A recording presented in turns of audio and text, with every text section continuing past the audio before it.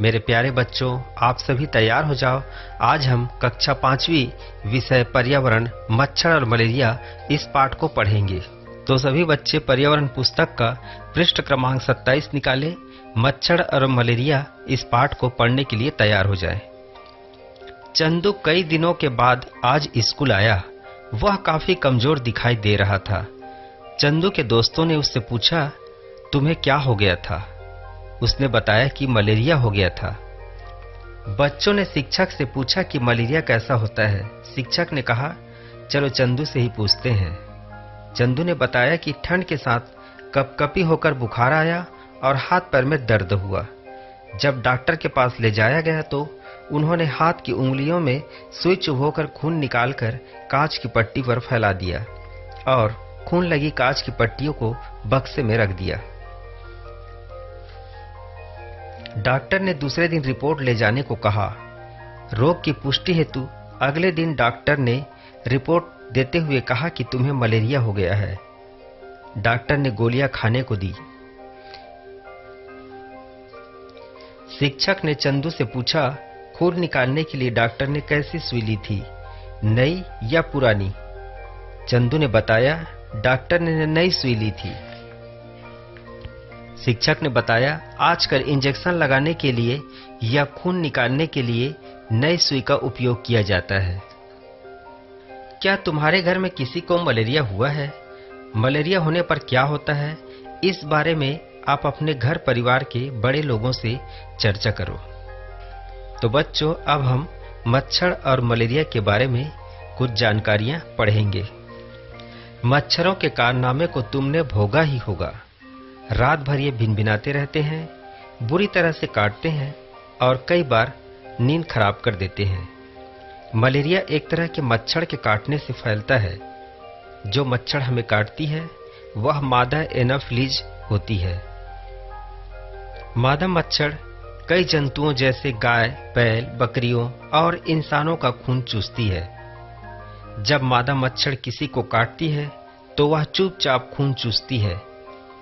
जब वह काटकर खून चूस लेती है तब हमें काटने का एहसास होता है।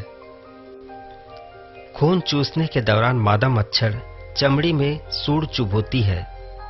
जब मादा मच्छर काटती है तो खून जमे नहीं, इसके लिए लार छोड़ती है।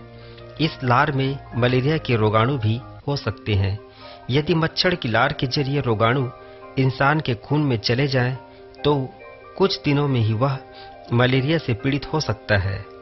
नर मच्छर नहीं काट सकता क्योंकि उसकी सूंड तेज और धारदार नहीं होती।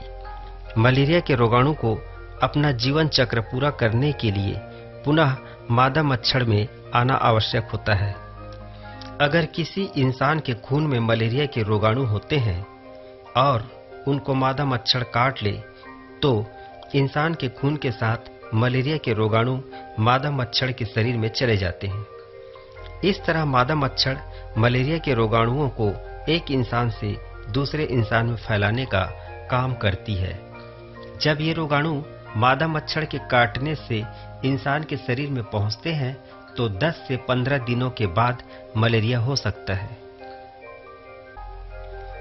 जिस किसी को भी मलेरिया होता है उसको दवा खानी होती है।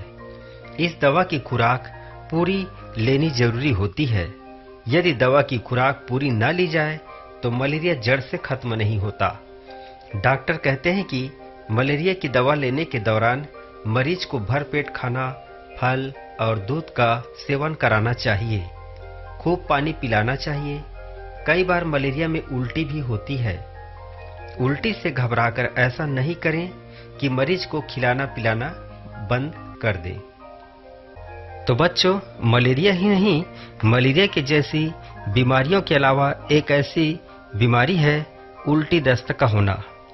नीतू को पूरे दिन लगातार उल्टी होती रही, साथ ही दस्त भी लग गए थे। उसकी मां ने नमक और चीनी को बराबर मात्रा में पानी में घोल बनाकर पीने को दिया। तबीयत में सुधार नहीं आने पर नीतू के माता पिता उसे डॉक्टर के पास ले गए। डॉक्टर ने उसे अस्पताल में भर्ती कर ग्लूकोज चढ़ाने को कहा। स्कूल में खेल के दौरान टीचर कई बार ग्लूकोज पीने को देती है, पर अब ग्लूकोज चढ़ाना क्यों है?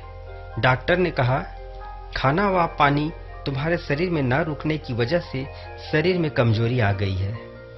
तुम्हारा पेट भी खराब है। ग्लूकोज चढ़ाने से बिना खाए पिए तुम्हें जल्दी ताकत मिल जाएगी। बच्चों, आपने देखा ही होगा कि जब कोई बीमार पड़ जाता है, उसे उल्टी होती है, उसे दस्त होने लगता है। ऐसी स्थिति में डॉक्टर उन्हें ग्लूकोज चढ़ाने के लिए कहते हैं। ऐसा क्यों कहते हैं? क्योंकि ऐसा करने से तुरंत ही उनके शरीर में पानी की मात्राएं पूर्ति हो जाती है और कमजोरी भी जल्दी दूर हो जाती है। अब बच्चों, हम जानेंगे कि अनीमिया क्या है। अनीमिया एक ऐसी शारीरिक कमजोरी है जिससे व्यक्ति का रंग सफेद हो जाता है। आंख और जीभ का रंग भी सफेद दिखाई देने लगता है। शरीर में खून की मात्राएं कम हो जाती है। डॉक्टर ऐसी स्थिति में फल, दूध आदि खाने के लिए सलाह देते हैं। साथ ही गुड़, आंवला और हरी पत्तेदार सब्जियां खाने की सलाह भी देते हैं।